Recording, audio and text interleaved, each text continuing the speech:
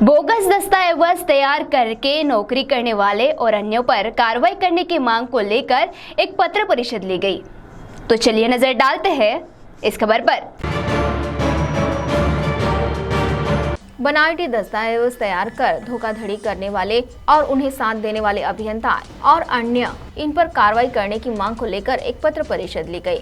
इस पत्र परिषद में इस मामले संदर्भ में विस्तार पूर्वक विनोद खोब्रागडे ने क्या जानकारी दी, आइए सुनते हैं सेम उन्हीं की जुबानी।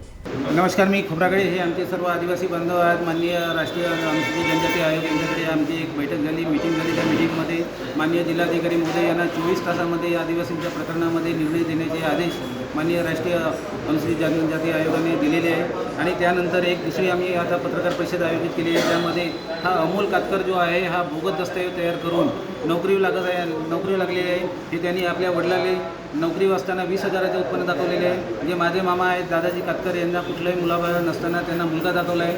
शकुंतलाबाई यांना मुलगी दाखवलेली आहे आणि स्वतः तो अमोल कातकर नातू दाखवलेले आहे। अशा प्रकारे 100 ते 150 मुलं त्या थर्मल पॉवर स्टेशन येथे बोगस नोकऱ्या करत आहे। ज्यांच्या जमिनी गेल्या 52 गावाच्या त्यांना नोकरी मिळाली नाही आणि अशी बोगस लोकं नोकरी करत असल्यामुळे यांच्यावर तात्काळ FIR रजिस्टर करण्याची मागणी मी माननीय जिल्हा पोलीस अधीक्षक आणि पोलीस स्टेशन ठाणेदार इंगळे साहेब भद्रावती यांना केलेली आहे। त्यांना हे वॉर्निंग सुद्धा दिलेली आहे माझा व्हॉट्सअप फेसबुकवर की 3 दिवसामध्ये जर तुम्ही ॲक्शन घेतली नाही तर IPC कलम 212 नुसार अपराधाला साथ देणे हा सुद्धा गुन्हा असल्यामुळे आणि नवीन कायद्यानुसार 3 दिवसात ॲक्शन न घेतल्यामुळे मी तुमच्यावर सुद्धा कारवाई करेल अशी मी मागणी त्यांना लेखी दिली आहे, तोंडी दिली आहे, व्हॉट्सअप फेसबुकच्या माध्यमातून टाकलेले आहे। आणि हा सर्व मेसेज त्या झोपलेले जे तिथले अधिकारी आहेत याचे MECBमध्ये जो गिरीश कुमार आहे, मुख्य अभियंता आबा शुक्ला आहे, डायरेक्टर P अल्बर्न आहे, संजय डायरेक्टर आहे मारुटकर आणि संजय सालवरकर हे जे तिथले डायरेक्टर आहे यांच्यावर सुद्धा कारवाई करावी। कारण यांनी सुद्धा मोठ्या प्रमाणात आर्थिक घोटाळा केल्यामुळे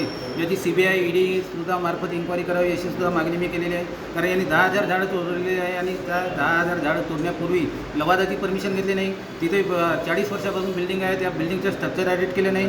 वाघे प्रकल्प अंतर्गत त्यांना करोडो रुपयाचा निधी शासन देत आहे, त्याचे त्यांनी अजूनपर्यंत मोबदला हे दिले नाही।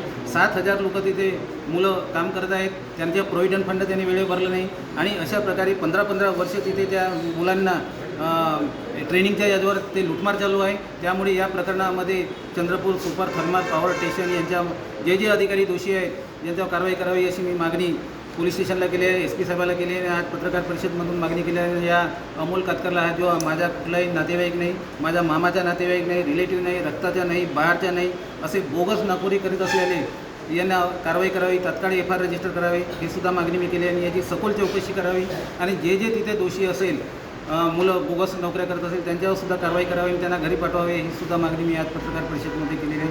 थँक्यू। CTV के लिए प्रतिनिधि वैभव रुयारकर की रिपोर्ट।